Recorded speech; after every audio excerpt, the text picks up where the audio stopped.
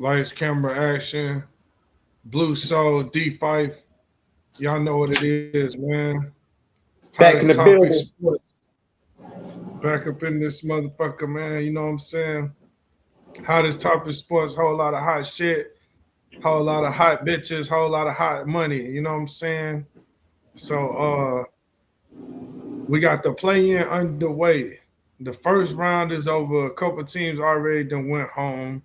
We got some right. We got some wrong. We're about to talk about it.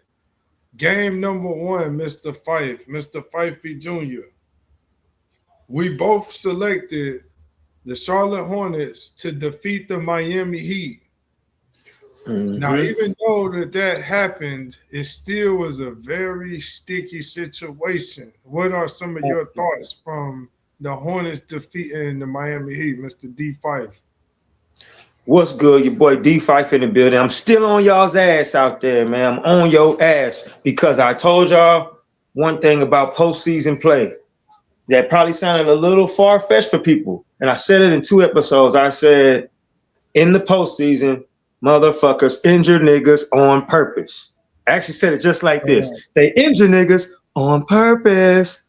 And that actually happened in our very first postseason game. So big shout outs to Blue Soul, my boy Josh Shazam, you know what I'm saying? Let's keep it going. Staying scruffy for playoffs, y'all. Y'all give us 10 viewers on a consistent basis, minimum. 25, something like that. I'm shaving it off. But for right now, nigga, we staying scruffy. We keeping it from the streets on my side. But I thought it was a great game, bro. I enjoyed that game so much. Y'all seen me actually watching it here. Yeah, we started watching it live here on the show. Our show actually ran into the game, and we aired a small amount of that game on this show for y'all that watched. And I thought it was awesome, man. Like, awesome, wow, Kobe White. Everybody. White, the X Factor. Would you say Kobe White was the X Factor for Charlotte? Not even the X Factor. He was like the star. He was the clutch. He was the closer, huh? Yeah. Yeah, he was the I mean, it ended up being Ball at the very end, which was cool. Yeah. And that's why when you was, like I said, Josh was trying to trigger me, y'all, to get going on Con Knipple last time. I was like, nah. It's not about Con Knipple. It's about Ball. It's about Brandon Miller. The reason I did that, because in games like this, you're not really expecting those rookies to still do their same shit every time like that. That's more of a, you know what I'm saying? It's more of a regular season thing. When it's postseason, whether it's playoffs or play-in, those rookies are going to get minimized just a bit because experience comes into play then. Kobe White just went crazy with all that hair. He be running around the hair every second. Hey, I know y'all love that shit, Paul. I love that shit too. Because it showed the nigga intensity. You can see him running around, his hair bouncing, and he don't give a fuck. He jaying threes. When they threw that inbound pass to him, and he just turned around and launched that hoe with full confidence, and it went in, boy, it was so loud in my house. I was screaming like it was a murder scene at this motherfucker, man. So LaMelo Ball tripping Bam Adebayo. At first, when I seen it from the camera angle they had it at, you couldn't see it because Con Knipple was like walking by. So like it just looked like he just tripped. I'm like, that's big clumsy motherfucker. That's strange. You just scored 83 not too long ago. Now you tripping like you in third grade. And then when they zoomed in and showed LaMelo do that, and then they went back to the history of LaMelo doing that to Bam all the time. I didn't realize that, yeah. That nigga did it to him like 2 or 3 times. Like he did that shit, yeah.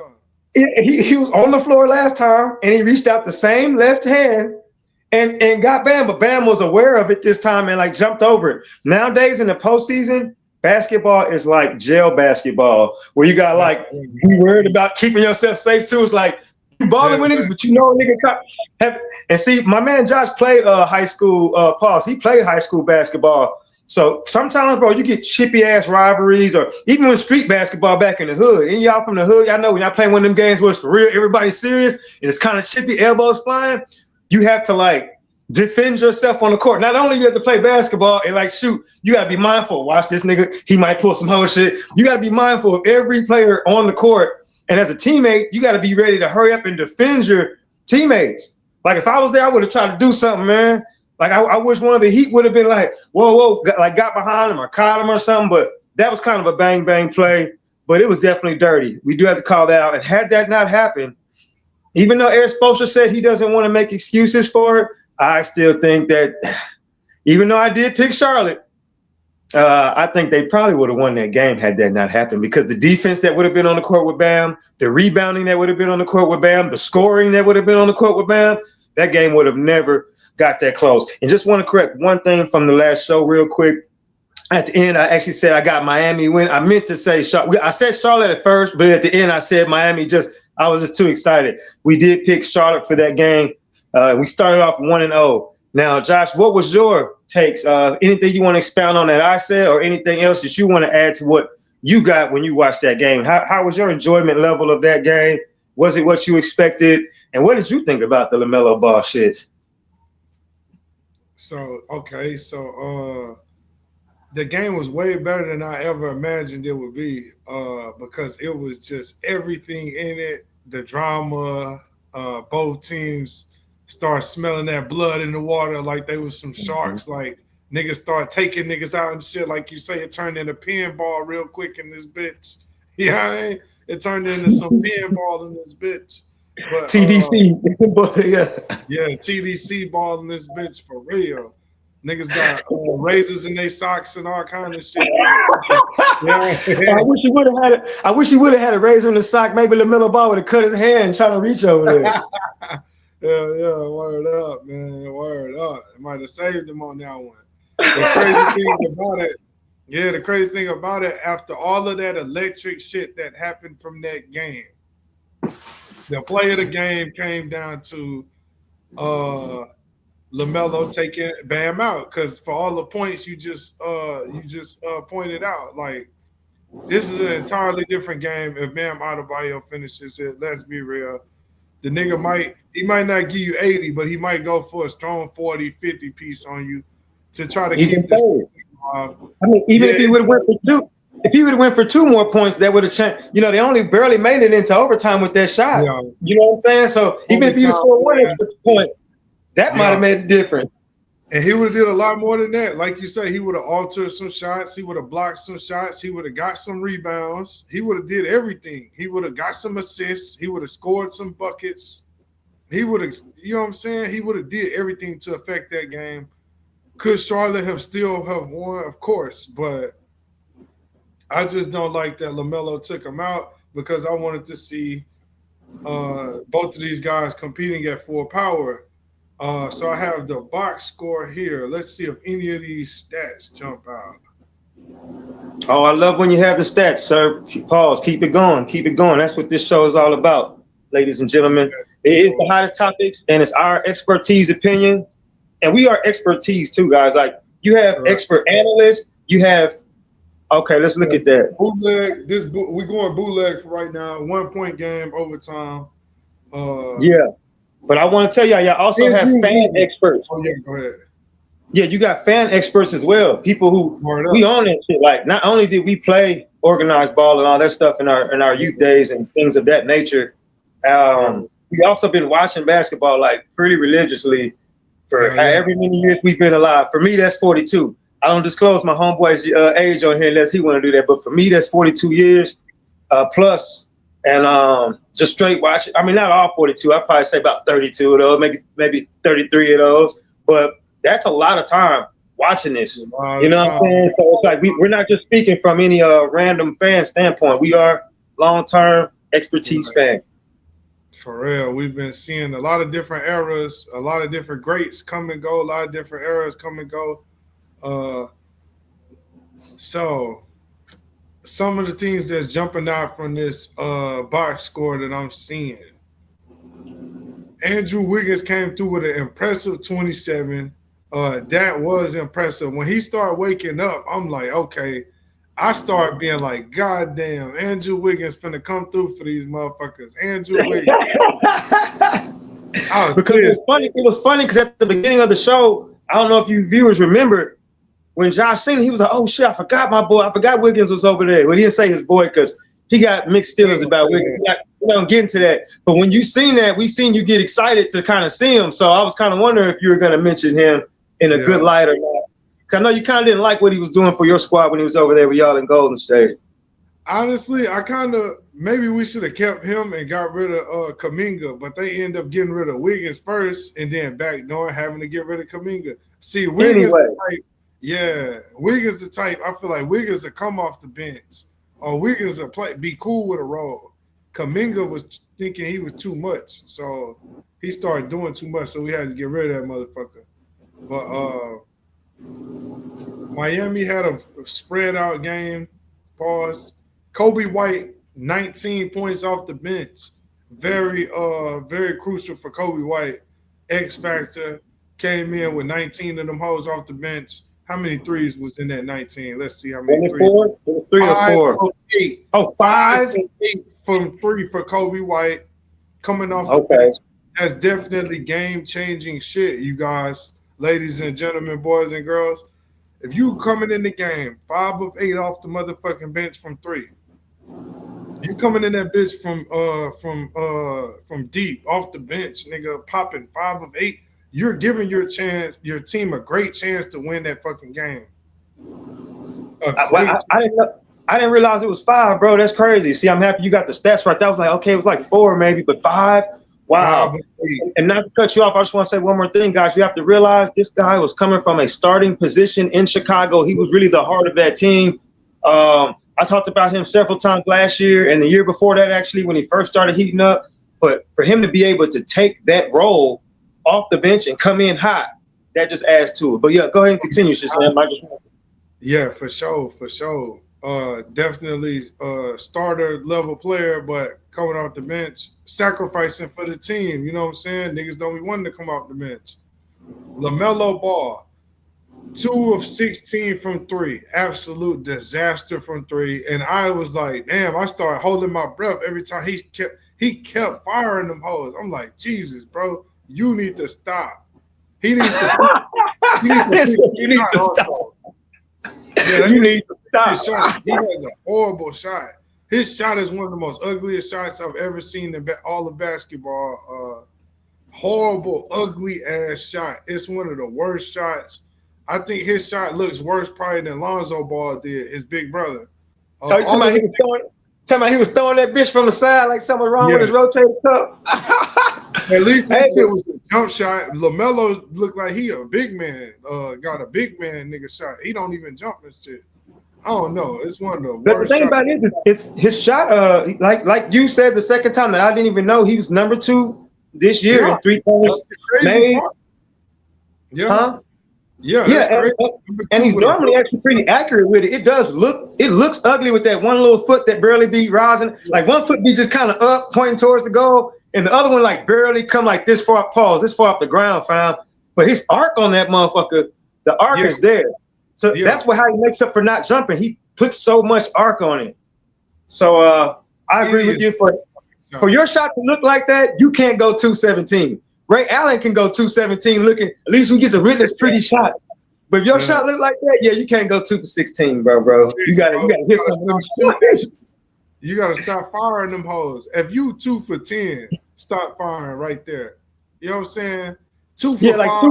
2 for 8. If you're 2 for 8, you need to slow down. You need to stop. Yeah, that's when you start hitting the brake a little bit on 2 of 8. That's where it's okay. That's 25. That's 25%.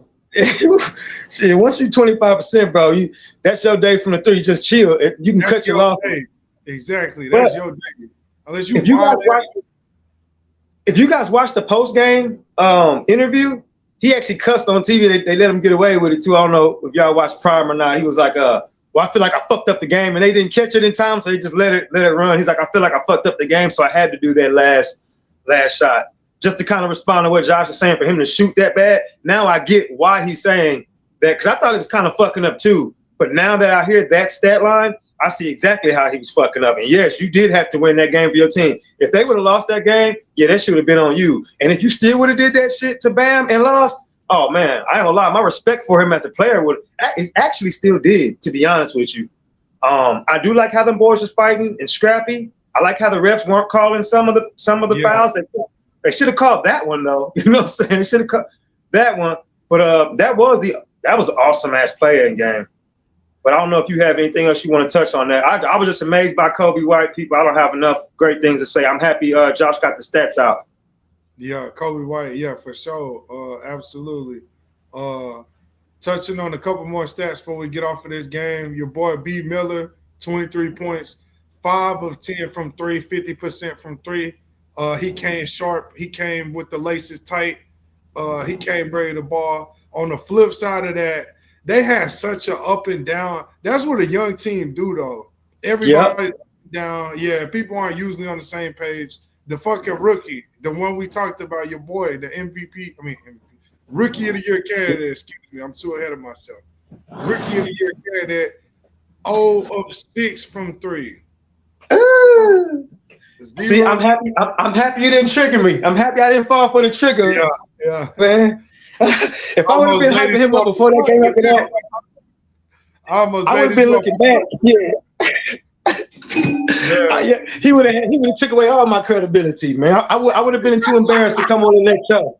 Y'all wouldn't have seen me for a couple weeks. Crazy on that one. Yeah, I'm glad we. But I think he'll show up later on in the playoffs, especially if they, if everything works out right, and I think he'll show up again. Yeah. Oh yeah.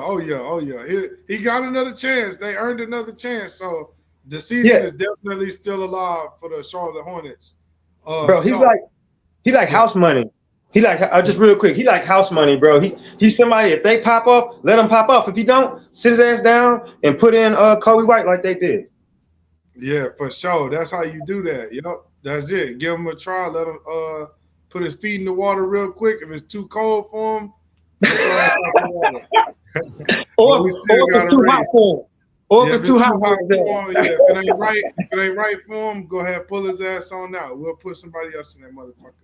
Yep, get him the fuck out of there. The Hornets win the game. Bam Adebayo gets injured and checks out. He does not return. All right, the Hornets. That shit sucks. So the Hornets season's still alive. Now for the second game of the doubleheader of that night, the Portland Trail Blazers at your Phoenix Suns, Mr. D5. Sorry, we got to do it. It ain't got to be brutal. We'll just breeze through it, but we got to give the people some thoughts.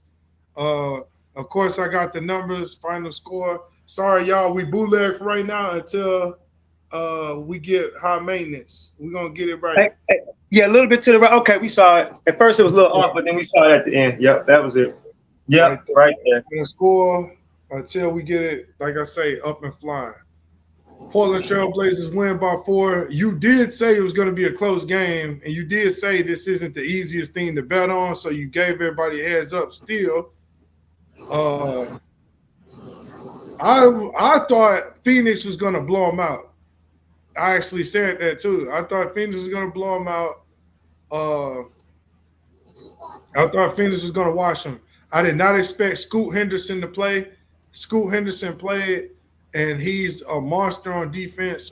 He isn't that great on offense. He's still figuring it out. But his defense affects the game so fucking much that it's crazy.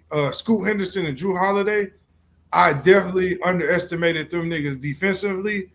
They are clamp guards. They made everything look difficult for Phoenix.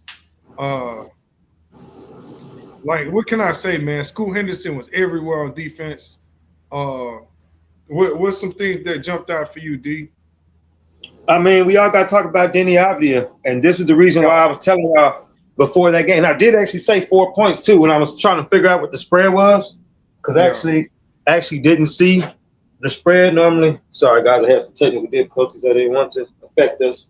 Was mainly because of that. I knew it was going to be close. Now, here's the thing, guys. The Phoenix Suns went on a 23-6 run in the fourth quarter, and we were up by double digits. I actually got my stats here, and 32.5 seconds left. 32.5 seconds left on the clock. Jordan Goodwin makes a bucket, and it was an and one. He missed the free throw, bro. So we were up by 1 point. Had he made that free throw with 32.5 seconds left, anybody who knows basketball knows that's one shot clock and an additional 8.5 seconds. Meaning, no matter what they would have did on their drive after that, barring a three, of course, we're going to play defense to not let them hit a three at that point, mainly, and hopefully not even a two. But even if they make that two, we end up with the ball for those last 8.5 seconds. But him missing that free throw, it made it to where he just fucked it all up. Because then once they scored, now we got our back against the wall, and it was just tough to deal with. Booker also missed one free throw that game. That I don't know how many he might have, his whole stat line. If you could look that up while I'm talking right here, Josh, just go to box score and look at Booker's free throw. I want you to give everybody his whole stat line in a minute. But he missed one crucial free throw too. If we would have made a little bit more free throws, we would have won. Because then what happened? From the line. What was it? 8 of 13 from the line for D-Book. Oh, so he did miss. Yeah, I figured. I was like, hold on, he missed more free throws than that. It was just one that was so crucial. I was like, oh, it was on the and one. We needed that one. But he missed 5. Wow, I didn't even know that. So for him to miss, but what happened for the Blazers is when they went to the free throw line, they made all theirs to close it out. That was the difference, guys, in this game was free throws. If you really want to know from somebody who watched that game as an avid fan who was watching every play, it was free throws. So I'm hoping whenever you guys come into town, because y'all know his team is Golden State and mine is Phoenix. I hope that we don't make that same mistake and we can go to the playoffs. Hey, one of us got to lose to Oklahoma. Let us go, bro. Let us go this year, bro. Y'all niggas, come on, bro. Y'all niggas injured. We're going to beat them niggas. We just got healthy, bro. Let us rock. Let us rock, bro. Let us go, bro. Come on, John. Let us go. I'm asking Golden State. I'm asking Warrior Nation from Suns Nation. We actually asking y'all nicely. If y'all don't want to be nice about it, we just go ahead and do what we got to do. But if y'all could just get some niggas down, rest some niggas, chill, man. Y'all niggas ain't popping off in the playoffs, dude. Let us try. Because we beat Oklahoma this year. That motherfucker to win. We finna go beat OKC in this motherfucker. Shit, we trying to go beat them too, because we did it this year. Like, we one of the only teams that really beat them this year. Like, D-Book beat them with that last second three-pointer this year. We lost to them too. We got our ass beat too. And then we came back and beat them. So we show we can compete against them. I just think we'll be a better matchup. I think the NBA would like to see the Phoenix Suns there over. I ain't mad at it, but that's not how these things go. You know what I'm saying? It's usually settled in between them lines. So we're gonna see what happens. I wouldn't mind seeing Phoenix go out there and try to give OKC a run, but hey, we gotta settle a game first. But I mean, it's funny because me and you argue back and forth about this all the time, and it ended up being that. And I wanted it to be. I actually wanted it to be. I didn't want it to be for real. I was fucking with you. Yeah, bro, I didn't want to lose first round, bro, because I wanted us to be right out in. But I was really like, man, I hope in the back of my mind, just because of you, bro, you and Malcolm and all these other Golden State Warrior fans. I don't know where y'all all come from. But it's too many of y'all. First of all, in Texas. Is that their favorite team, or that's just a team they fuck with? That's my favorite team right now. Is that their favorite team? Yeah, that's been your favorite team for at least some years, like since pretty much.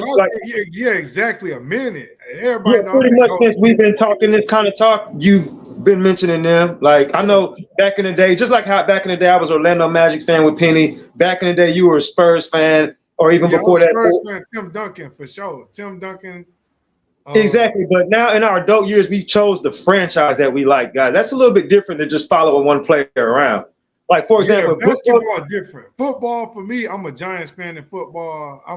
Football, you know what I'm saying? I feel like football different. Basketball, the players ruined that shit for me. When a nigga go to a different team all the time, that's what made me say, you know what? It is what it is. Like, the Spurs was doing stupid shit at the time. I'm a Bulls fan too. They definitely was doing stupid shit. And then I started fucking with Golden State from the basketball standpoint of it. The product on the floor, the team I was watching night in, night out. That's the team I was watching. You know what I'm saying? That's the team I was fucking with. I wasn't fucking with the Spurs at that time. Kawhi Leonard bailed on us. So I'm like, bro, fuck Kawhi Leonard. You know what? For the Spurs letting him walk, fuck the Spurs. Yeah, that's when you abandon the Spurs though. I'm still a Spurs fan, man. I can't not be a Spurs fan. You know what I'm saying? But it's for me, it's just boring always saying I'm a Spurs fan to me. That shit just boring. I mean, they popping now, but you know what I'm saying? So now, yeah, but I ain't gonna do that. I ain't gonna bandwagon. It's easy to go back. It's easy to go back if you want to. Exactly. That show you how real I am right there. Because I could bandwagon and pull that and say, oh, I'm still a Spurs fan, but I let it rock. I'm not a Spurs fan right now. That's for the people to enjoy that stay with the team. They can still be diehard and shit. And I'm still a Spurs fan. I don't care what nobody say, nigga. You fucks with him. Yeah, you fucks with him. It's not like you know what I'm saying, just don't fuck with him at all. But the thing about it, to be honest with you, Fife, the thing about it, I guess why I'm not ultimately, I am connected to Spurs, but it's like I'm kind of not, is because that shit was my brother's favorite team for real. Like that wasn't never just my favorite team. It was a team I loved and fucked with, but that shit was really my brother's favorite team, my big brother's favorite team. So it's just a team I always fucked with. I don't know how to explain it. It's like it's my team, but you know what I'm saying? It's not my number one. It is, but it's like, you see what I'm saying? It's not really. I kind of know what you mean. I mean, see, my team is the Suns, but I still fuck with like New York. I got luck. Like if Devin Booker went to New York, nigga, I'm gonna fuck with New York even harder. Or if Devin Booker went to the 76ers, because I got family in Philly. I go there a lot. I just love Philly. Philly's an awesome ass city, by the way. I love all their teams. They play with grit. If he went there, if Devin Booker went there, I would be all liking them. But I'm still like Phoenix. The reason why I started learning to like the franchises is because you'll start to get a vibe of like what the franchise does over a while. Like honestly, I thought I was only gonna like the Suns until Penny left. I'm like, eventually he's gonna leave, and I guess I'll go back to the Magic. I mean, but then I started watching how they do with the point guards they keep around there. You know, when they brought Shaq in there, I'm like, these guys in Phoenix have always like we spoke about this last time, so we won't get on this too much. But when you see things about franchises that you like what they do and they do it repetitively, you can pretty much depend on that. And that's why I kind of see why you do like the Warriors now, because Steph, everything that's got the whole Steph and Steve Kerr era, even with Draymond Green in there, they got something good going. And it even seems like they're trying to reinvigorate it. So after Kerr and Steph leave, that y'all will still have a nice little old squad over there. Yeah, it'll be some type of culture, which I love. And I love. That's the word I was looking for. Culture, yeah. Chicago is dead, man. I was a Chicago fan for a long time. I watched them do my favorite players dirty over and over. That's what killed my spirit too. Yeah, you fucking over D Rose, Jimmy Butler, and they said they wanted to be Bulls for life, and you fucked them over. You really fucked over Michael Jordan. We all seen the last dance. He wanted to keep playing, but they wasn't going, you know, whatever. But anyway, before we get too far off, So look, all right, I got Phoenix's stat line from the game. This is everything that happened with Phoenix. First off, the first thing that jumped out to me immediately for Phoenix, only 3 players on y'all team scored in double figures. It's going to be very hard to win an NBA game like that, especially in the postseason. Jalen Green, 35, D-Book, 22, and Goodwin, 12. Them the only 3 people scored in double figures. They need way more firepower than that. D-Book also. So what did Royce O'Neal get? He had to have close to 10 if he didn't. Like 8 or 9, Royce O'Neal. 8 points. That's not enough, man. Oh, no, 7 points. 7 points, 8 rebounds. Excuse me. It was 5 points. It was 5 points less than what he needed for us to win that motherfucker. I'll tell you that. For real. Book missed 5 free throws. We lost by 4. Devin Booker, 22 points, 1 rebound, 4 assists, 1 steal. It's the free throw. It's that. What'd you say? 8 for 13. So listen to y'all 3-point shooting for Phoenix. 1 of 3, 1 of 3, 2 of 7, 0 of 2, and Josh Goodwin or whoever 3 of 6. Goodwin. Jordan Goodwin. He's the only one who shot 50% from 3. Nobody else shot over 50% or even 40%. D-Book 0% from 3, 0 of 2. Yeah, he only shot 2, and they were. I mean, I don't really blame him for those. I seen the shots. They were decent shots. At least he did what LaMelo Ball didn't do. What we were saying earlier. He stopped. He stopped. Really 0 for 2. D-Book could have kept going, but I think he kind of I think he kind of felt something. And I mean, we did good. I mean, guys, keep in mind we were up by double digits in the 4th quarter. You know what I'm saying? We should have won that game. We let them boys come back and heat us up. And that was mainly Denny Avdia getting physical with us, guys. Yeah, we finna touch on him, but I want to say one more thing about Phoenix. All right. So I see it says D-Book lined up at point guard. I don't really remember, but did he play point guard again? Book is our point guard. Book is our starting point guard. Sometimes you've never liked that, but I mean, Book is actually a playmaker now. You could put him at 1 or 2, and he'll still be just as effective. I know what you're talking about. You're talking about old school basketball stuff because you think of the point as just being the one who brings the ball up and sets the offense. But sometimes he'll still be playing point guard, but he'll run as the off guard. Like, you know what I'm saying? And normally does that to cause mismatches on the other side. But I mean that's an opinionated thing. To me, Book, whether he plays one or two, he's a combo guard. At heart, he came in the league as a two guard, and then they seen that his playmaking ability was awesome, and he should have the ball in his hands most of the time, like a point guard does. And he does pretty good. He gets about 6 or 7 assists a game. So real quick with D-Book. My thing with D-Book, one of the best scorers in the league, someone that can average 30 PPG, somebody that could give you a 30 clip any given night on some SGA type shit. Like he could just walk in the arena and give you 30. Yeah.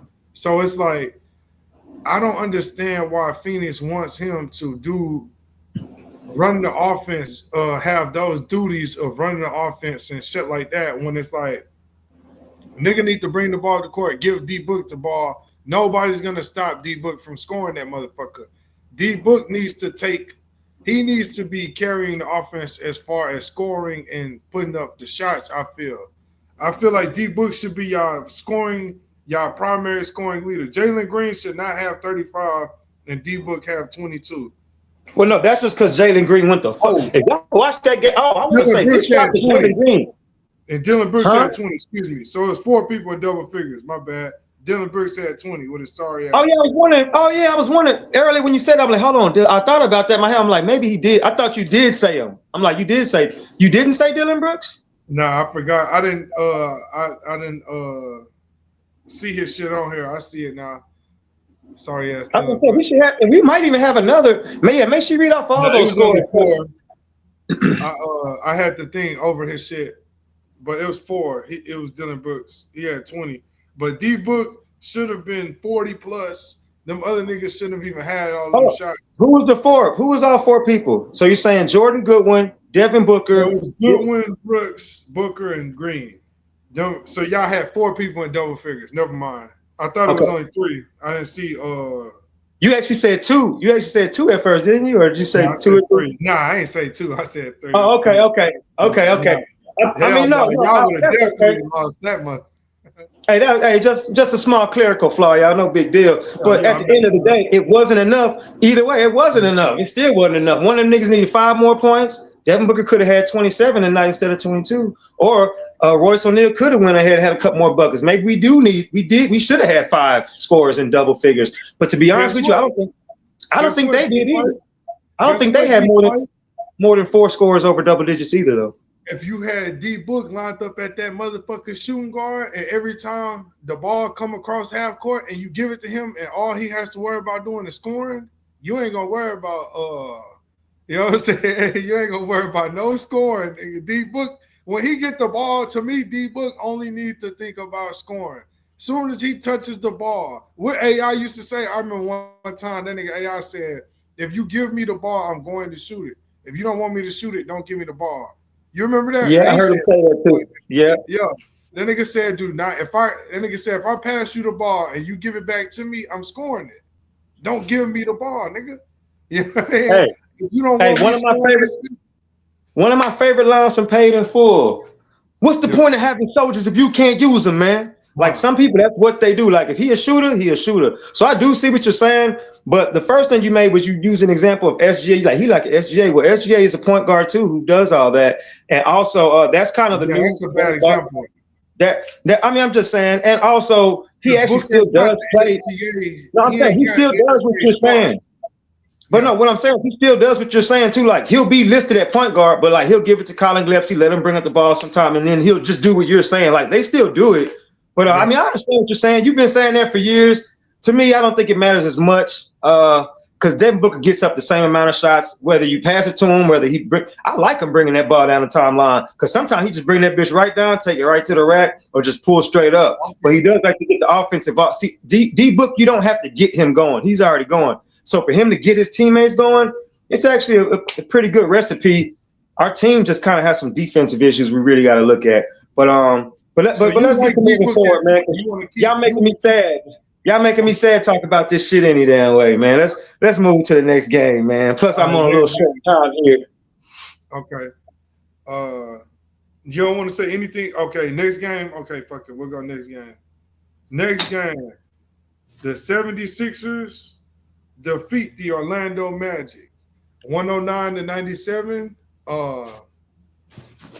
Let's go ahead and see what these motherfucking Sixers did. Paul George, Pooh Cheese George, 16 points. Pooh Cheese George. That nigga Paul George, trash, man. He was out there hooping a little bit. Yeah, a little bit. Embiid, is he coming back? No, he was injured. He didn't play. Yeah, he was injured. But it's about back at all. I don't know. Now that's the game I watched.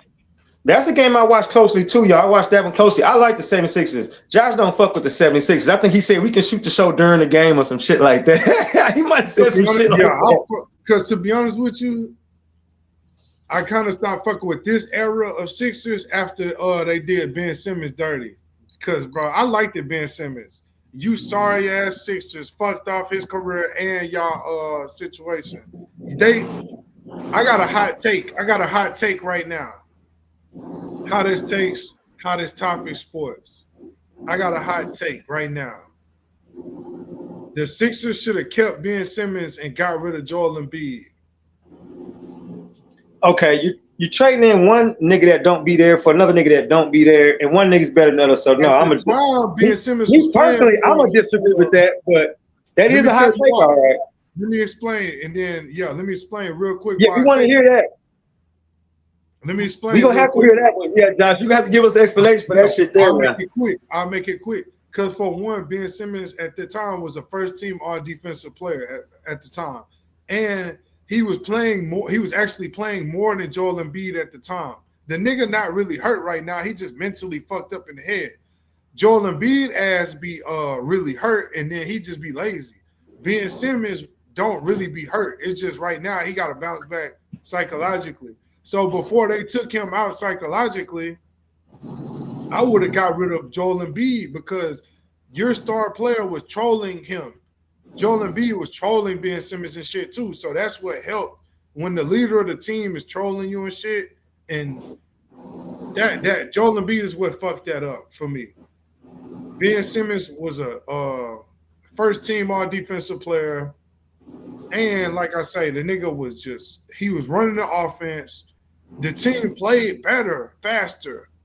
6'11" point guard. We talk about your Penny Award. Ben Simmons, he not kind of like a Penny all the way because he don't got the. He not 6'11" though, is he? He's like 6'9" or 6'10". Ben Simmons 6'11". Nah. He's 6. Hold on. No, he's 6'9" or 6'10". I think he's 6'10" is shit. That's pretty damn close. But I mean, yeah, he probably he ain't. I'm just saying, hey, I've got my ass. My job is be on your ass, so got to do that. Pause. We can't be throwing out, you know. So can't be saying he's 7 feet. He not there. He more like a LeBron James stature, minus the. I mean, not the buffness quite, but close. More like a LeBron James height. Okay, 6'10", probably 6'10". So 6'10", still a big ass motherfucker. So 6'10". 6'10" point guard, B. 6'10" motherfucking point guard. So anyway, that was my take on that. But back but to the game. Go ahead. But hold on, I gotta respond to that now. First of all, when you look at hindsight, which is 50, you know, they say hindsight is 20/20 vision. You know what I'm saying? That's when you can see things good. That's not a good take because now you see Ben Simmons having all these mental issues now and shit. So if you look at that situation, I'm saying what you're saying is at the time, what you did say, you were like at the time, but then you're saying we should have. Like I don't think they should have did that, but at the time, had that move happened, they would have had to throw some extra in that deal because Embiid is just simply a better player than Ben Simmons by far, too. By the way, but I could have seen it making sense then. But after we see all this shit Ben Simmons goes through, Ben Simmons plays less than Joel Embiid over the last 3 to 5. Actually, his whole entire career, he's actually played less, except for what the year you're talking about. He's always actually played less than Embiid from that point. You know what I'm saying? He might have had maybe 1 year or two that he played more than him, maybe. But after that, we haven't even seen Ben play 20 games in like 5 years, like 3 years. At least 3 years, we have not seen Ben Simmons play 20 straight games. That has not happened. I haven't even seen Ben. Huh? He cooked now for sure. I think now he's cooked for sure. Both of them niggas are cooked now. And you might as well still get rid of Embiid. In my You just opinion. don't fuck with Embiid. A lot of people out there, they fuck with Embiid, but I mean he isn't there a lot. That is a problem. I'm not gonna lie, that he isn't there a lot. But the nigga, he's still like the best center. Like if he's not the best center, then he's like the second or third best center in the league. Talent wise, it's just not being there. That availability thing, man, that's always gonna matter. But when you got this guy here, when you got that guy, it doesn't even matter. You know what I'm saying? When you got this guy tied, and look at this Paul George defense D'ing up, even though they're gonna get scored on this play, obviously, but he D'd up Banchero. So I mean, they got a squad to where they're winning games without Embiid, as we've seen. So when Embiid comes back and he's healthy, it might actually work for them this year. This year they decided to say, instead of letting him get injured in the playoffs, we're gonna let his big ass sit out before that and bring him back right in the thick of the playoffs. We just need Tyrese Maxey and VJ Edgecombe to get him to the playoffs. And anybody who knows about VJ Edgecombe, if it wasn't for Con Knipple and Flag, he would easily be the Rookie of the Year. A lot of people have not seen this guy play. That guy number 77, good job, Andre Drummond. But the guy number 77 at the top, and this guy here, that motherfucker can ball. He's jaying up everybody, everything. He did this crazy spin move step to the basket this game that pretty much like put the game away, basically. So let's just make sure we keep VJ Edgecombe in mind. I know you don't fuck with the Sixers, but shit, they did their thing. So in that game, here's a few of the notes I got, guys. Both teams shot 33% or less through the first 7 minutes of the game. So the first 7 minutes of this game, Josh would have been like, see, this is why I didn't want to watch this shit. And it would have actually made sense. Until after that, the game just turned up because Maxey and Desmond Bane had a shootout. They had one of them, Donovan Mitchell, Jamal, my boy, what's the name? Jamal, what's the name? From the Nuggets. Jamal Murray. Yeah. They had a shootout very similar to that. Them boys was going at it. And it was just when you threw VJ Edgecombe in there, it was just it tipped the scale towards the 76ers. Maxey led all scorers through the first quarter. The Magic, 6th youngest team in the NBA. Just keep that in mind. So with them being too young, you know what I'm saying? I'm not even looking at. I don't think they win this next game. I don't know, but we'll see. I don't think they win it. And third in total layups this season. Guess which player is third that played in this game tonight? Let's see if you can guess it, Josh. I got a I'm on your ass question for tonight. I'm calling these my I'm on your ass question. I'm gonna just throw one out there. Who do you think is third in total layups this season that played in this game? Teams? No, it's somebody on one of the two teams. Oh, either of the teams, yeah, okay. So either of the teams, okay. You can have a guess for each team just to make it more fair. You'll probably get it then, for sure. I'm gonna say Maxey. And what's your guess for the other team?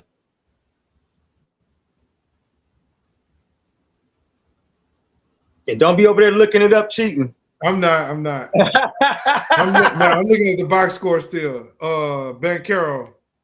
No, it's actually Desmond Bane. Desmond Bane is third in total layup this season. Crazy. And okay. he's also one of the only players that played all 82 games this season. From TCU, Texas Christian University over here, right outside of Fort Worth, Texas, outside of Dallas. I just wanted to throw those in there, guys. These are some of the things you get when you watch the game that you'll hear like the announcers say. You'll be like, wow, I didn't know that. And these are one of the benefits why we're trying to promote people watching these games. One more thing I want to hit. He was, like I said, he was one of the only players this season to play all 82 games. You know what I'm saying? Him and Mikal Bridges. I'm glad you pointed that out. I love that kind of shit. Only active players with more rebounds in their career than Andre Drummond, who also played in this game, is LeBron James. LeBron James is the only player actively who has more rebounds than Andre Drummond.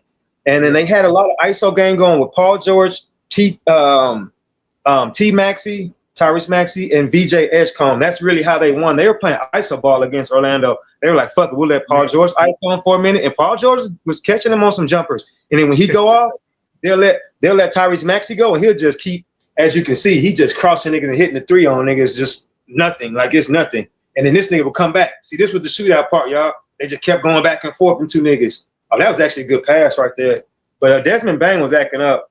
But yeah, I just wanted to mention those things. That's all my notes I had on this game. That game came down to the fourth quarter, and it was just too much ISO ball, better rebounding by Drummond. And honestly, I think Paul George did a very good job on Banchero. Banchero kind of slowed down by Paul George. Maybe the performance-enhancing drugs still they're still kind of lingering in the system a little bit. That nigga was out there kind of turned up on defense. Like he looked like a 25-year-old guy out there. Banchero, glad you mentioned Banchero. He's one of the young bright stars we were expecting to take that next step in his career and in his evolution. And it just seems like he's stagnant right now. It doesn't look like he came back in this season, improved on anything really. I don't know what the kid is doing in the offseason. I don't know if this nigga need to go work with Lethal Shooter or what. That nigga need to go lock in because he was supposed to be one of the ones this year. It is Philly, even though they don't have Joel Embiid, like you say. For all the reasons you just said, Edge Combe out there, PG-13 punk ass out there, Tyrese Maxey still out there. The crowd in Philly, they be having that motherfucker rocking out the motherfucking house. You know what I mean? Out there in Philly and shit. So I understand it's still a big time situation. But Orlando, a lot of people picked Orlando to make more noise this year. You know what I'm saying? Niggas thought Orlando was coming in the season making a different type of statement this year around, man. And for them niggas not to come through, I know a lot of people are bummed out about that. Yeah, like people are kind of thinking they were going to do what they've done the last few years. You know, finish 4 or 5 or 6 and be playing and be playing against the. Well, I don't know about higher than that. Not with I mean, go higher as in. I didn't mean to say higher as in the standings. I just mean or better. Win a playoff series. Go to the second round. I mean, we're used to. Yeah, we used to seeing them competing against the Cavs or somebody or the Boston Celtics in the playoffs, which are big time teams, and them normally giving them a run. Like, you know, you look at the last 2 years, you know, them playing the Cavs and then them having to play Boston is just like, damn, man. You know what I'm saying? That's those two. The Cavs were number 1 that year, and they had to. No, the Cavs were 4 and Orlando was 5 that year. Then the next year they had to go play Boston, who was on flames. So they kind of always get this shitty deal when they, by the time, kind of like what Kanye West said, sold my soul to the devil. I know it was a crappy deal, but at least it came with a few toys, like a Happy Meal. Like they got a few toys. They got Desmond Bain over there. They got Franz Wagner. Remember I said Franz Wagner is one of my most hated. He's just my most hated because on 2K, it's hard to beat them niggas when he start flaming up. And he did the same shit on the game. He almost flamed their ass up too. But yeah, that's what they are. They're that Kanye West line. They got a few toys, but it's really a crappy deal. It's like, you know, you ain't coming out to, you know, you're not coming out to East with that squad, bro. And you're right. People did expect to see them put something together, but it's something missing over there. Those aren't real superstars over there. Those are mini stars. A whole bunch of mini stars. Look at all these mini stars. Yeah, mini Banchero, not quite a superstar, but some people, he's got superstar talent. You know what I'm saying? But it's at times, not always. So that doesn't count. Very rarely, yeah. Franz Wagner, you know, he got all-star talent at times. I think, did he make the all-star? But last year or some shit. And I don't know. And then Desmond Bain, he made an all-star, didn't he? Didn't he make Desmond Bain make one? But either way, none of them really play like it consistently enough for you to say, I'm going to put the ball in his hands and let him take over and win this game. Kobe White can do that better than anybody on the Magic. And he coming off the bench. And he coming off the bench for another team. So that shows you the difference in tiers of teams. Yeah. Other teams can say shit like, we'll put this nigga come off the bench. If he was on Atlanta, that nigga probably be starting over Suggs or some shit. Yeah, for real though. Yeah.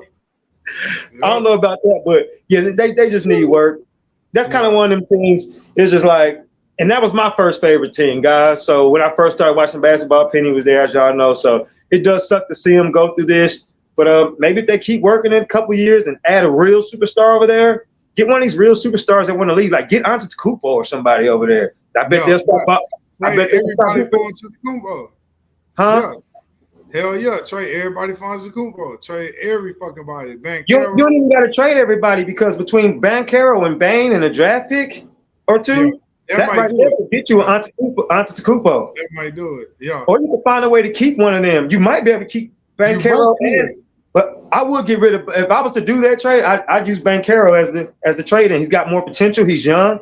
We already know. That's the deal that'll work for both sides. I feel like. Yeah, because Anthony Cooper once leaves the Bucks anyway, so whoever gets him, they're not going to get him for as much as people think. It's actually going to be pretty cheap. Yeah, if you think about it, like compared to it's over. He's done. Yeah, it's over. They're not gonna have to. Nobody's gonna have to convince Milwaukee that hard anymore. And Milwaukee can't lie and act like it's not that serious anymore. It's that serious. They have to move on from Giannis at this point. They virtually have no leverage. They have to take whatever best deal available at this point. They can't say, okay, I need a star. I need this and that. No, you don't have demands at this point. Y'all waited too fucking long to the point Giannis is going to demand a trade at a certain point and force his way out. But real quick, before we get out of here on the Philly game, what stands out the most to me on this box sheet,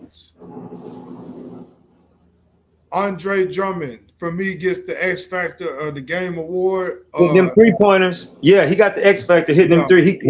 Yep, go ahead. Yeah, so he hits the three. Yeah, he wakes up from three. That's definitely a big standout of the game. But even beyond that for me, so he comes in with the double-double off the bench.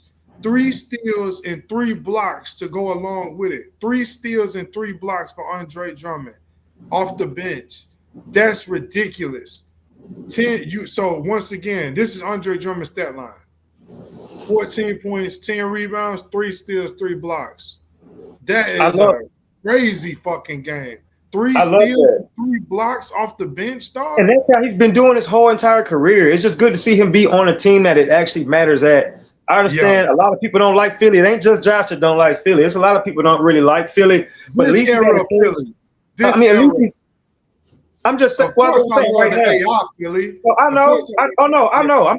That's what we're talking about. We're talking about right now. Yeah, everybody loved Philly back then. But yeah, right now, a lot of people don't like him. But at least Andre Drummond's over there on a team that matters. You got to look at some of the teams Andre Drummond was on before. Like when you're over there with the Brooklyn Nets, like he was, and you're putting up those numbers, nobody notices it because Blue Soul, Josh Shazam, is not going to be on the show talking about the Brooklyn Nets in the stat line because the niggas didn't make it. They didn't make it far enough to get on the show. But now that he's at least on a team that made it to the playoffs, and now they're in the playoffs too, by the way, guys. So I'm looking forward to that matchup now because Boston is actually they might have some problems, bro, dealing with that young boy, man, with that BJ Edgecombe. I want everybody to keep their eye on BJ Edgecombe.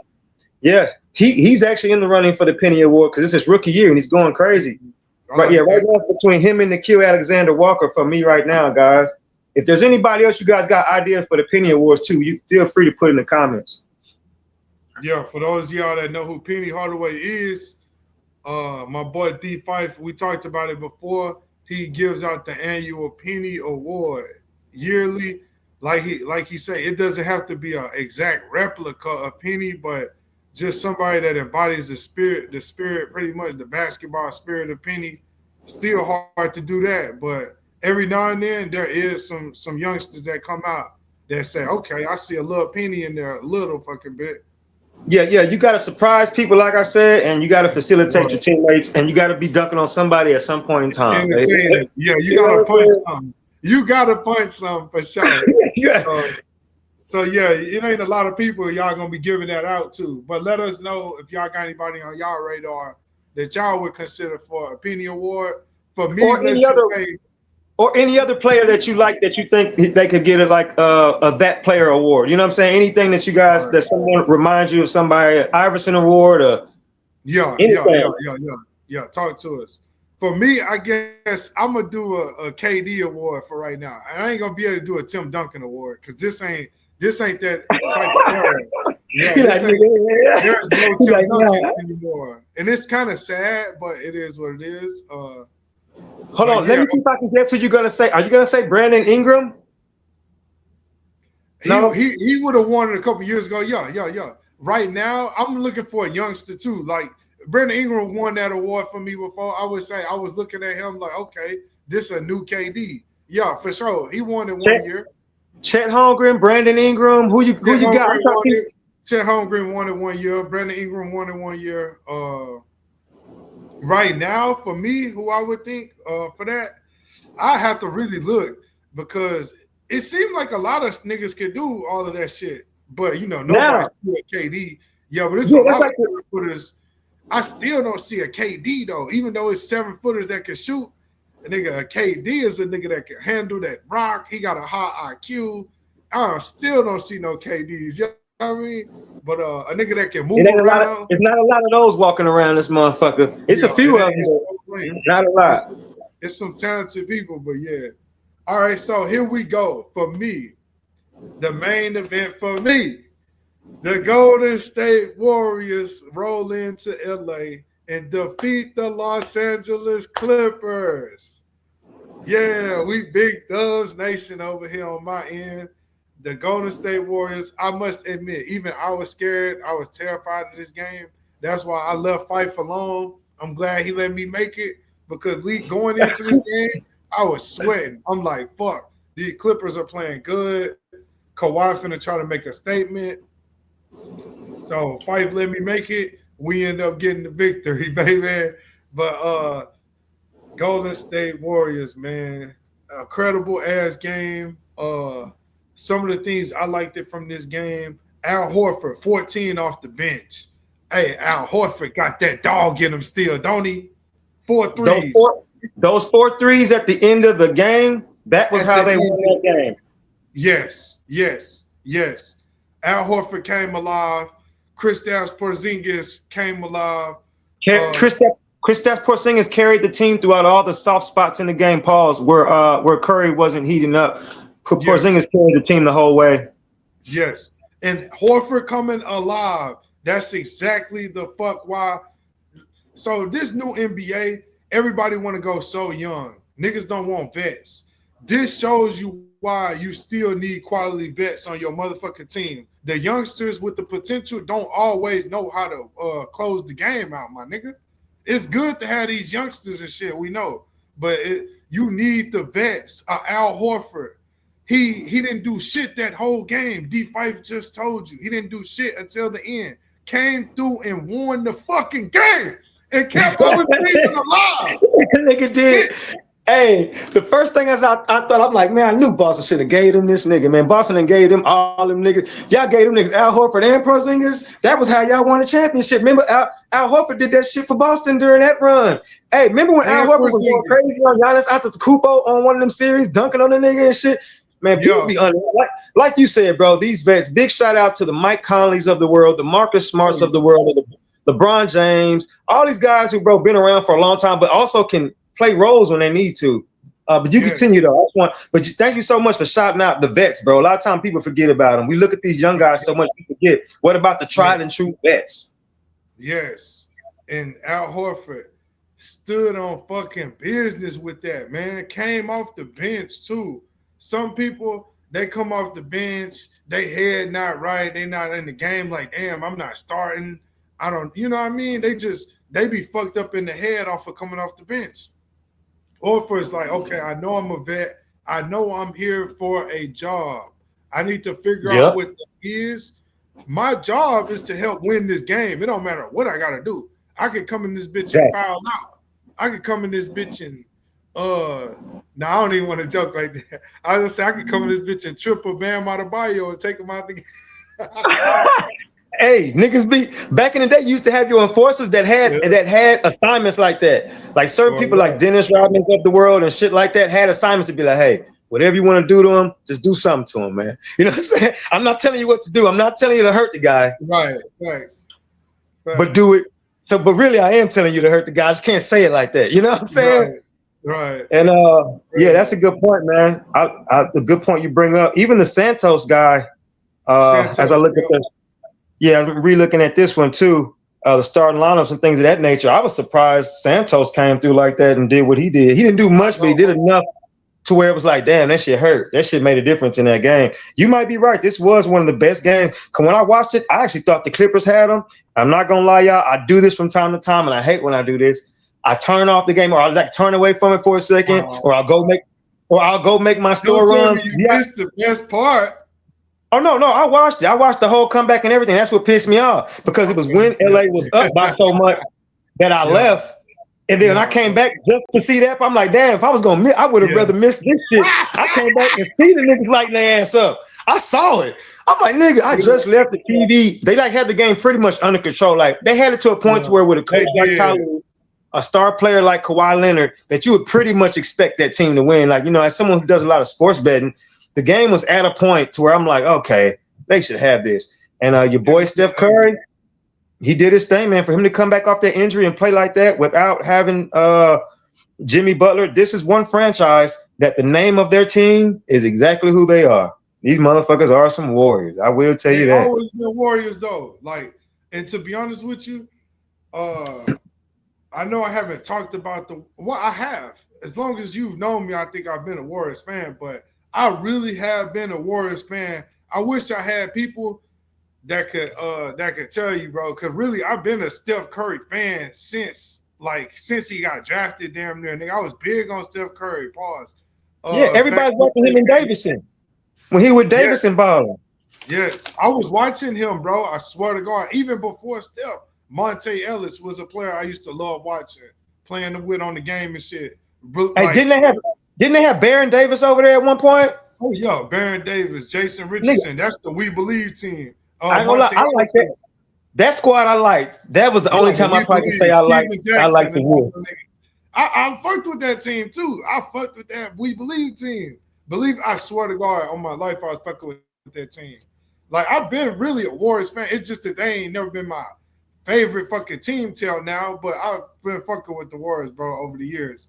It's always been a team I watched, kept up with, damn near a top 5. It's just now they slid up a little bit. You know what I mean? So let's be honest, and I want to be honest with the fans here, guys, because one thing about me, he knows about me, I'm really big on loyalty. I'm big on not switching teams. I'm on niggas' ass when they do. And me and Josh have some of our worst arguments about that shit because I be on his ass about switching. But I want to say something. Switching is cool. Hold on now. I want to say this clear. Switching is cool. Only with see that's what you're saying. That's not now. I'm not switching the sports. The sport basketball you should be loyal to. But what I'm saying is switching is cool. Not switching like your favorite team like that, unless that has to be something that takes years of time. It can't be instant.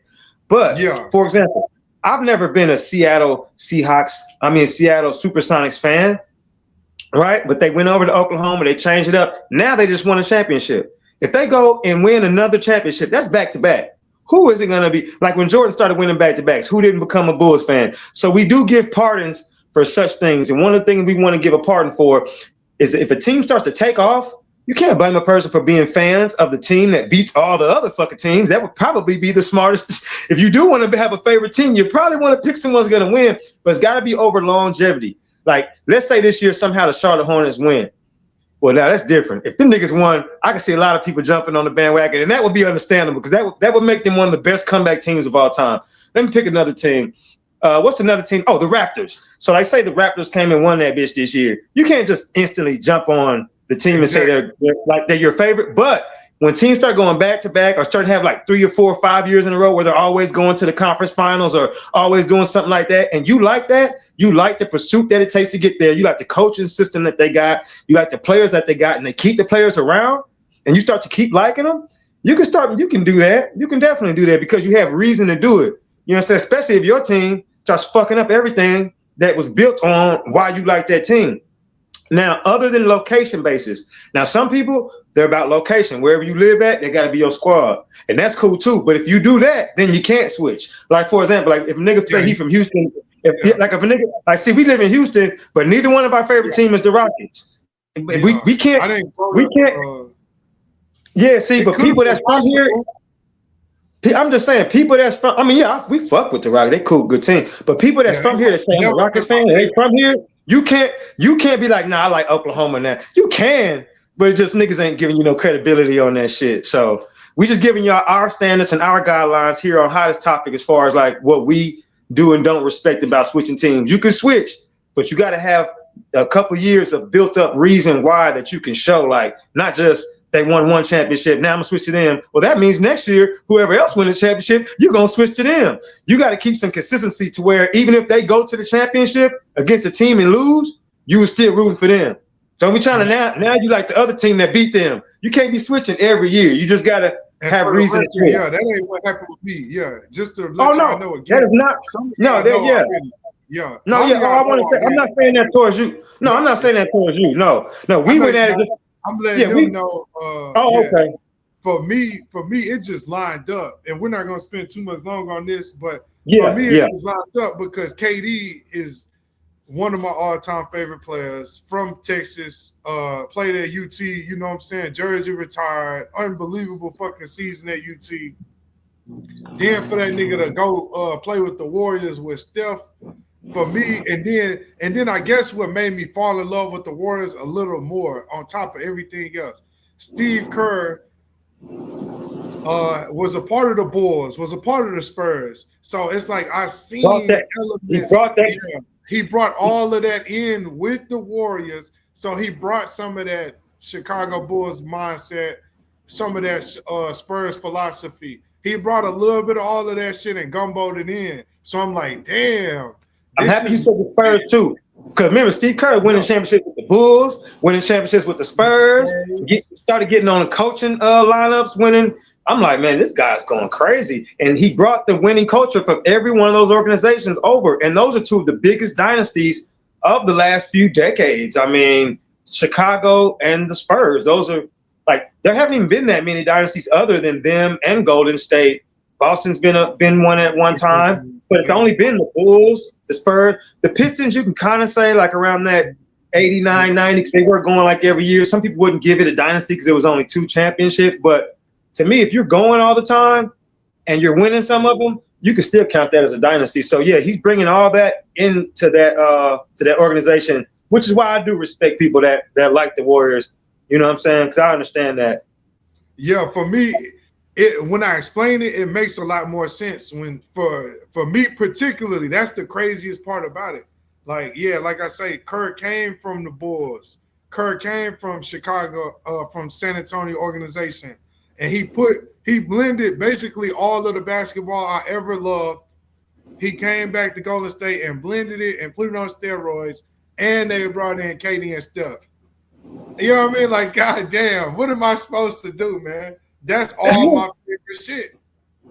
They took advantage of the game right there, and you really can't hate. I know I talk about that shit a lot. You really can't hate on it. Like, it's kind of one of the things if someone says, if you was on the squad, and would you have done it? Hell yeah. If I was the coach, if I was GM, don't get it twisted. Don't think I would have been a GM in that bitch like, nah, I don't respect that as a basketball fan. Hell no, I would have been like, shit, bring him over. If you could bring another star over, bring him too. And they packed up, man, pause, and they brought everybody along, and they done it. So as far as this game goes, let's all mention, guys, how Kawhi Leonard, the guy who's supposed to be having a Jordan-esque year this year, who Kendrick Perkins said he's going to put him on his first team. I'm not. Disappeared. Let's talk about that. Team what? Kendrick put him on first team what? First team offense, like his first team. You know, when you do your first team, the top 5, when you pick like a top 5 for your first all NBA. Yeah, that's what Kendrick Perkins said, and he has been having a year all this season. It's been we talked about that on one of our other. Yeah, but yeah, not a first team, especially the way he disappeared. Shit, K Perk be speaking that shit, boy. Sometimes K Perk. I met K Perk, man. K Perk, cool people, man. I met K Perk. I actually talked to that nigga K Perk about the Warriors before.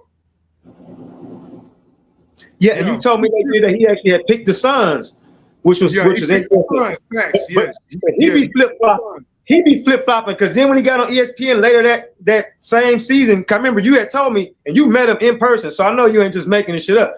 Then the nigga said something else that year, bro. I forgot what it was. I think this was last year.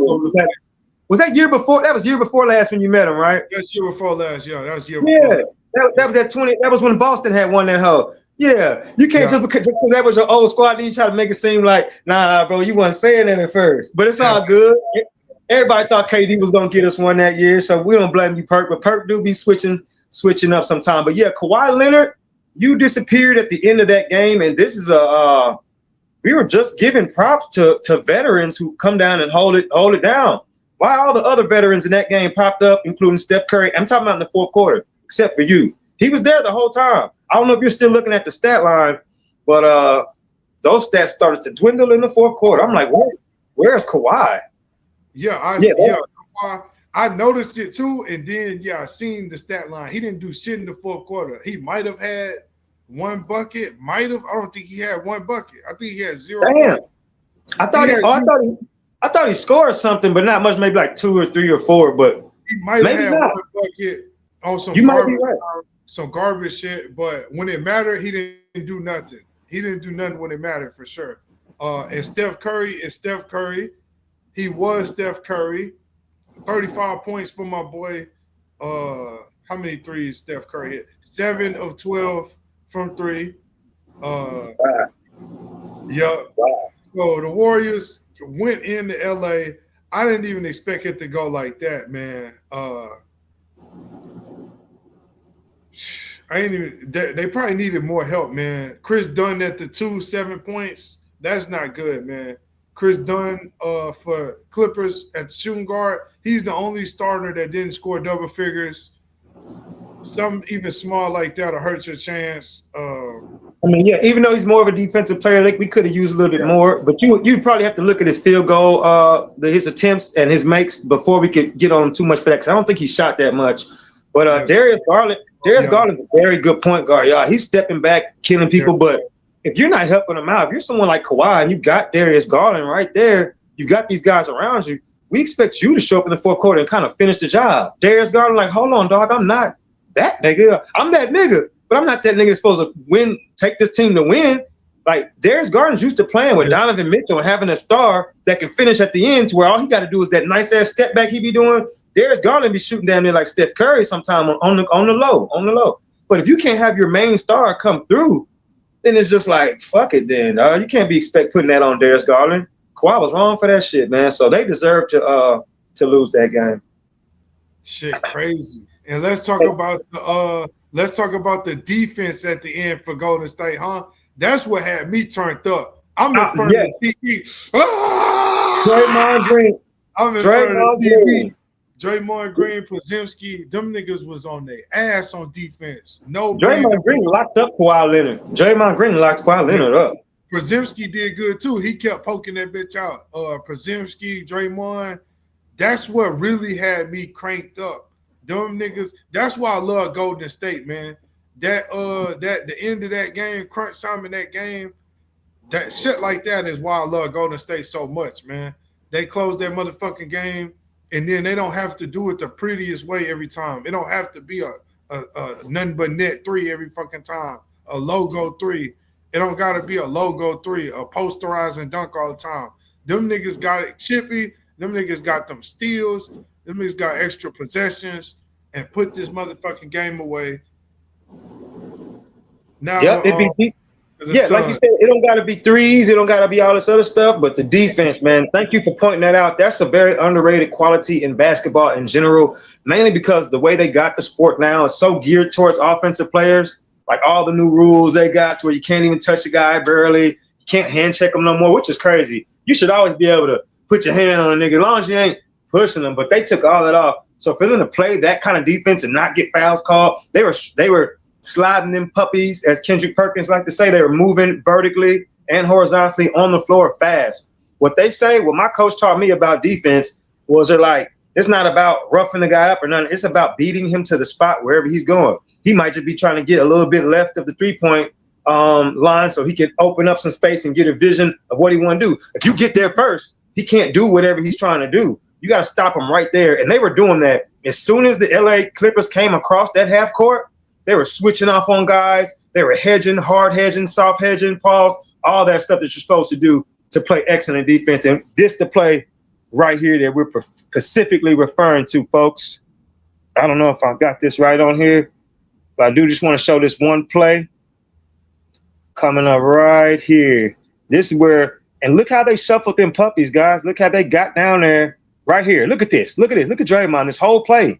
He ran his ass up. Boom, got the cross. Died for it. Threw it to Podziemski, who was ready. See, that's another thing about defense, guys. And then look what it leads to. Look what it leads to. That's the crazy part.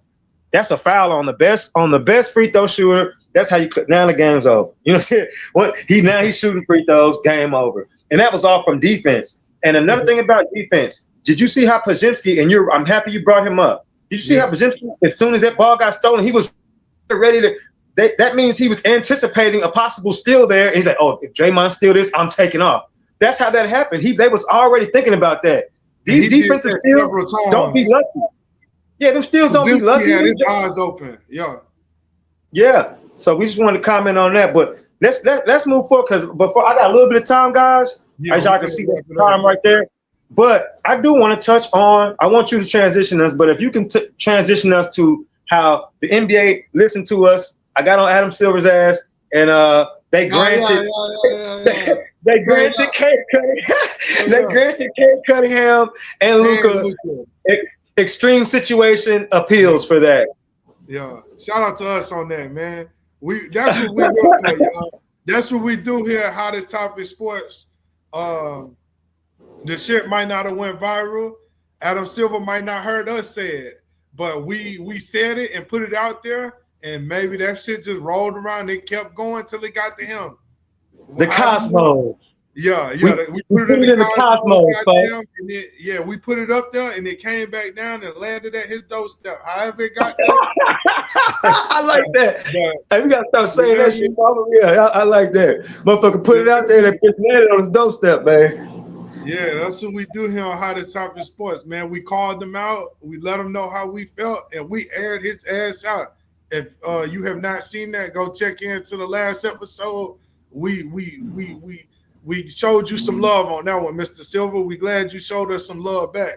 Yeah, because that was some bullshit. We really had to get on his ass. Really, it wasn't. We didn't show him love. We got on his ass. That's what I mean. Yeah, it wasn't all nice love. It was some tough love. Yeah. And what was crazy is he only did it for the two players that we was mentioning mainly too. Like, we like he couldn't do book it. Now that he listening, nigga throw. Hey, bro, it's too late. Can you throw book in there, bro? Can you throw book in there? Hey, Adam Silver, how about this? If we beat Golden State and book go off, can you throw book in there? Because he did actually play the postseason extra games in the postseason. Just saying. I mean, this one is a stretch. This one is a stretch. We at least got 60. I forgot he was behind it by like 5 or something games, like 5 or 6, somewhere between 5 to 8 games. You gotta be somewhat close though, B. Your nigga gave me 49 games, 51 games. You gotta be somewhat close at least. Cause see, only one game. Nigga wanted to see his daughter be born. I mean, dang, come on, can I get that? You gotta give somebody something.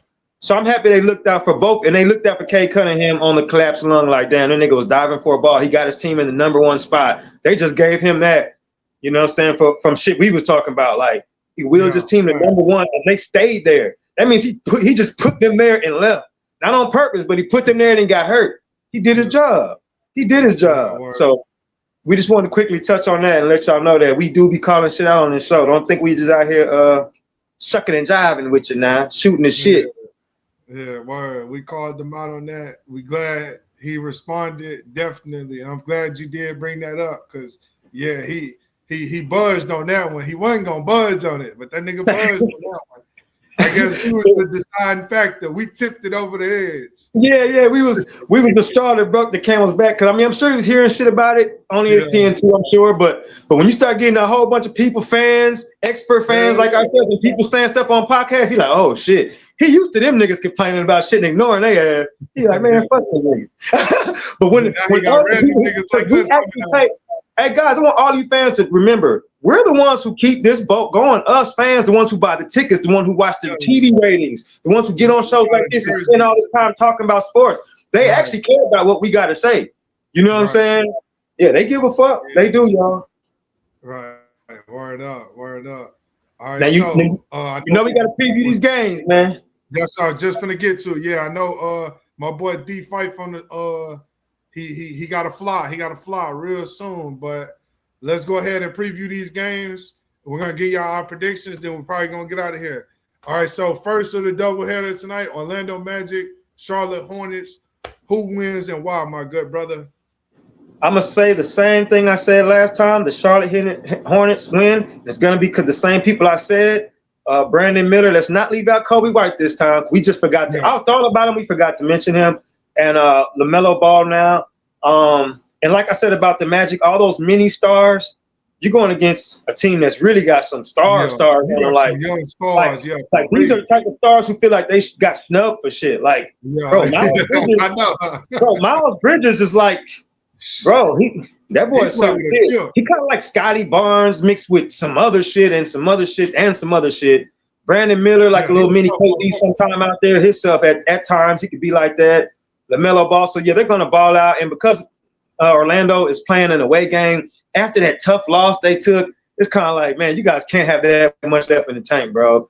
Did Charlotte get an extra day to rest? Or yeah, Charlotte got the extra day to rest. Yeah, and they're at home. Man, that stadium's gonna be loud. The baby gonna be there. You know, the baby be in the front row talking shit. Well, no, it's in Orlando. It's in Orlando. Oh, I'm sorry. Okay. Thank you so much for correcting me. Yeah. And see, sometimes people got to correct me, be on my ass. Pause. But yeah, man, that kind of changed a little bit. I wish it was, boy. That actually changed it a little bit. Maybe Orlando might. Who knows? You know, but I'm going to pick Charlotte, though, to say who's going to win and why is because of the lineup of players I've already mentioned. And they're just too turned up right now, Charlotte. Too turned up. I'm gonna double back with you on that. I'm gonna go Charlotte again. We picked Charlotte to win the first round. We were right. We just might be right again on this one. Yeah, LaMelo Ball, even though he had a good game, I think he's going to want to have a bounce back game. As crazy as that fucking sounds, he still scored 30 and 10, but we all know he could have played better. I think he will. And I think the rookie is not gonna go 0 of 6 again from 3. Don't count on that again, because that ain't happening. He finna be lights out. Orlando better come with their motherfucking A game, or they're gonna be rolling right back over in the bed sleep. Because Charlotte is coming to turn up and show up and show out. They're finna go ahead and put Orlando lights out in that motherfucker. They finna put their lights out for the season, B. I think it's a wrap for Orlando, B. I think so. I think so too. And just for those that do bet, I'm sorry guys, I haven't got with y'all with the spread and the over and unders yet, like the exact numbers from Sportsbook and everything. So I want to make sure when I do that, I'm prepared. But I'm gonna just say in general, if y'all are betting the spread, I think that the Hornets win it by 6 points. So if it's like a plus for them or a plus minus anything with 6 around that 6 point area, I think they'll win by that much. Especially if they make it close. If they give them like a -1 or -2, I would take that for Charlotte all day. Or a plus. If they put the plus on Charlotte, just bet whatever you want because they're going to win that game. I think so, too. Yeah, I got the main event. 120, 127, 121. That's what I got. Okay. And for the main event, ding, ding, ding, ding, ding, ding, ding, on your corner, on your right side. Out of Kansas City, Kansas, Phoenix Suns super fan, Mr. Dennis Hanna, and I shouldn't have said the official, but Mr. It's all good. Yeah. I'm gonna say mine, Josh Leggett, real quick. Coming out the left side.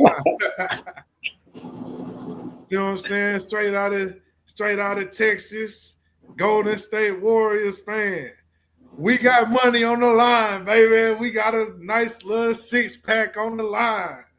My Warriors versus your Suns, Mr. D Fight. Y'all know what's crazy?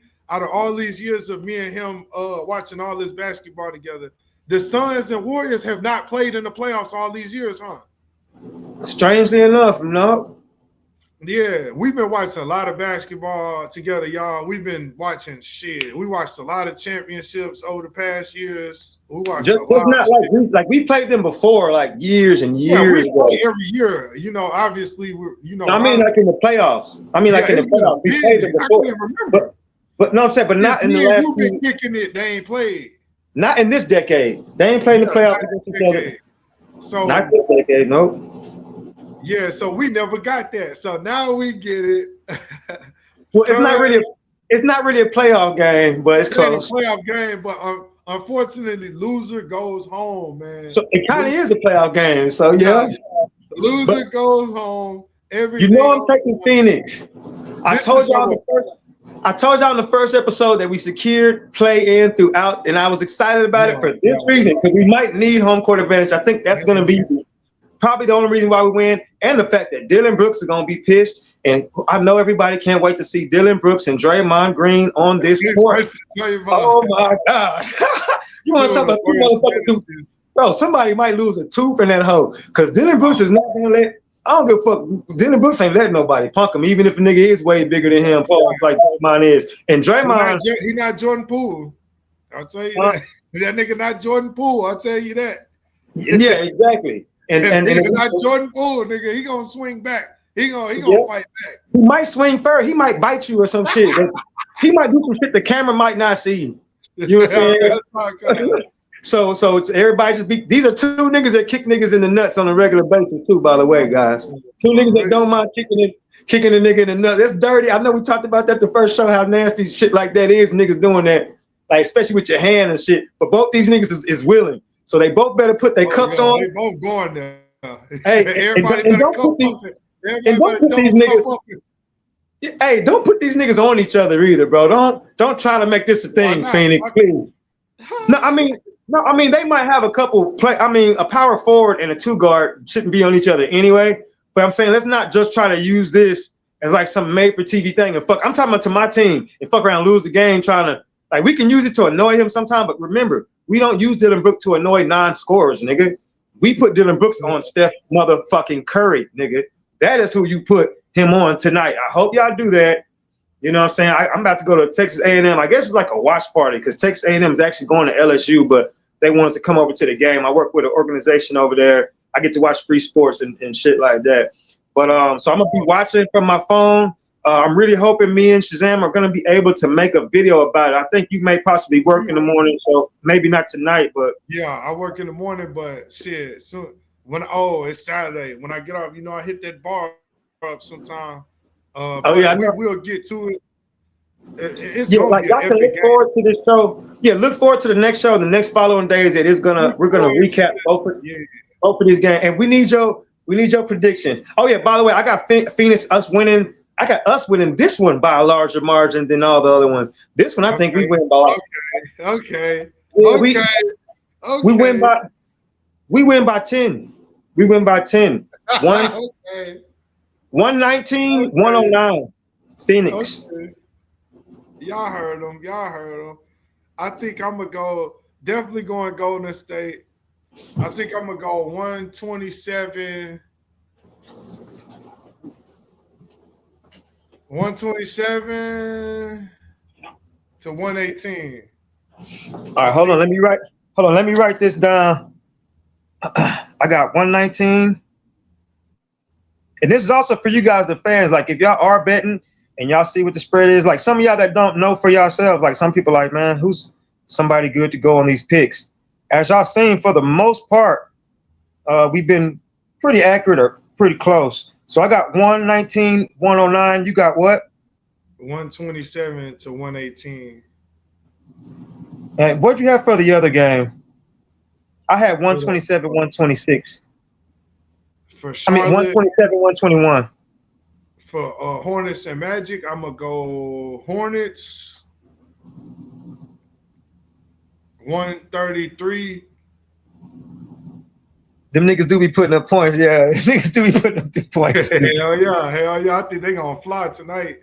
That nigga said 133. 133, 120. Ooh. Yeah, I think Hornets going to take off on them. At the end, I think that's just my opinion. We'll see what happens. But I think Hornets going to take off on them. I don't think Orlando finna be ready for this. Wow. Yeah, I'm impressed. These niggas finna fly through that bitch, dog. Them niggas finna fly through that bitch. I would like that score if Orlando wasn't at home. I think Orlando being at home gets them a few more buckets, but you could be right. They could lose by double digits like that. And them youngsters, when they get the heating up, they don't care. They gonna keep firing.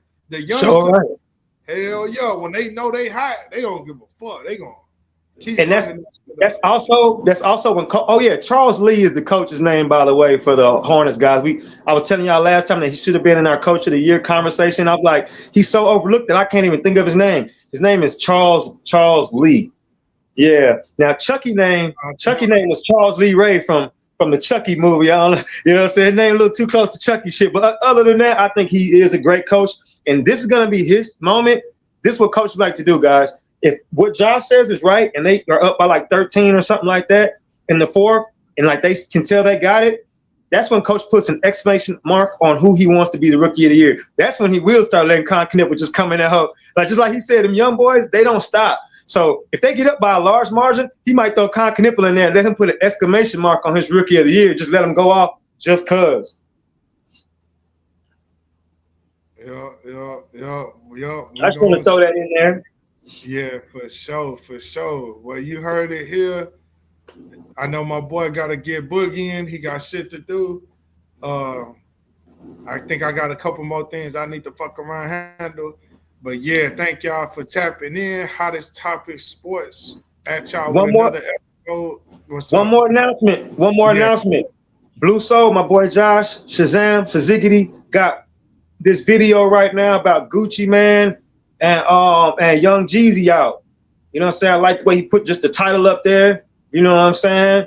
And you know what I'm saying? Instead of his face, nigga, you know what I'm saying? Fuck this nigga's face, nigga. Nah, I'm fucking with you, nigga.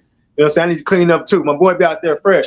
But he just put it that way, and then it actually caught people's attention in a different way. And it's a pretty good video. He's got a lot of other videos out, guys. So when you get a chance, don't forget, subscribe to his page. You got some pretty interesting stuff. Like every video isn't like this, where it's like 2 hours where we go off. He has like a lot of 2-minute videos, 5-minute videos, just giving you information about what's going on in the world. It's also like a hot topics type of thing. Just wanted to shout out to your show, man. But this is the one though. This the one. Yeah. The other shit is just, I got shit all over the place. But yeah, right here, right now is the Hottest Topics Sports. You feel me? Hottest topics in all the sports. We're gonna give it to you, funky. Pause. We're gonna give you the money line. We're gonna tell you where the money at. So and we're gonna be on your ass every week. The NBA, Adam Silver, whoever needs it, pause. That's who gonna get it. Yeah. We ain't letting nobody make it. We ain't letting nothing happen that's going under the radar, that's not going to be discussed and done properly. Just like we got on Adam Silver's ass, that's how we doing it. So y'all better keep this NBA going right. And everybody stop injuring people on purpose in the playoffs, man. Let's not keep this shit going. I like to be right, but let's not do that shit no more. Come on, LaMelo. Tonight, you're lucky you didn't get suspended, because if you would have got suspended, it would be Orlando moving forward. So I'm telling you, he lucky as fuck he didn't get suspended. Yeah, for real. Because his ass should have been suspended. Absolutely. That's what should have happened to his little badass. And we whoop y'all little young men's ass too. Y'all little young niggas. Hey, we know y'all got money. You're doing good in life. That's great. But you still a young boy out there doing some bullshit to an established veteran. Boy, you better calm your nerves, boy, for somebody come fuck you up. And that's normally what happens. If you look at the NBA with historic history and historic timelines, people who do dirty shit like that, a lot of times the storyline tends to end up fucked up for them in the end. So I don't know how Dennis Rodman and Draymond got away with it with all their championships and nothing bad really happened to them except for fines. Draymond's probably. It still happens. It still happens. All the fines, all of the ejections, all the time he had to miss because of that. That happened to Rodman. Yeah, they got fined a lot. KD left because of Draymond. KD, exactly. So he really fucked up the dynasty. Jordan Poole too. Exactly. And probably a couple, probably Kuminga, probably all the niggas that left. Every fucking nigga, he keep it together, but he fucking pull it apart at the same time. Jesus. I guess it's I gotta sign out, guys, but this was actually a damn good show. Josh, take your time whenever you want to post it. Well, really post it when you want to. I just know. This is gonna be up. Yeah, I know. I like to be able to promote that hoe as soon as it come out, but it's cool. I'm just gonna on my lunch break. Yeah, that means you're gonna have it done by my lunch break then tonight. So I'll be able on my lunch break. I can go watch that hoe and promote it and let a couple people see it. Hey, Josh gets way more views than this on other shit. So this is solely me speaking, guys. Please promote this channel, and promote this particular episode featuring your boy D Fife as a co-host, because I want to have at least 10 or more viewers every time consistently, then 25 or more consistently. Like, I don't want it to just be 18 on the first one, then 4 on the second one, then 3. It should always be a minimum of 10. That lets me know, other than me, you, and my couple of homeboys and whoever else on Josh's side, that there's somebody else watching. And so far there's always been someone else that I'm like, I don't know who that probably was. And you are the ones we really do this show for. It's not just for our homies. for the streets. It's for y'all. It's for the people we don't know who just like, man, let me watch interesting sports show that's not on ESPN where they talk about the same shit over and over. Like, at least we get on different topics. Like, we might even hit a topic that they hit, but we hit that hoe in way more of an I don't say X-rated, that don't sound right, but way more of a hood type of way. You know what I'm saying? Same way we got to say. Yeah, because a lot of these people on TV, they got deals and shit and different things like they can't say and do, or if they do, they get in trouble. Yeah, they get in trouble for no. Yeah, we giving it to y'all funky, man. Like, you know what I mean? We keeping it a buck with y'all. And yeah, my boy got the money line for y'all, so he gonna show y'all where the money at, like I say.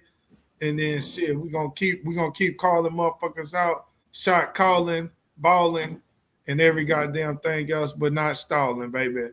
D5 Blue Soul in this bitch. It's been real. We gonna tap in with y'all. We out. Much love.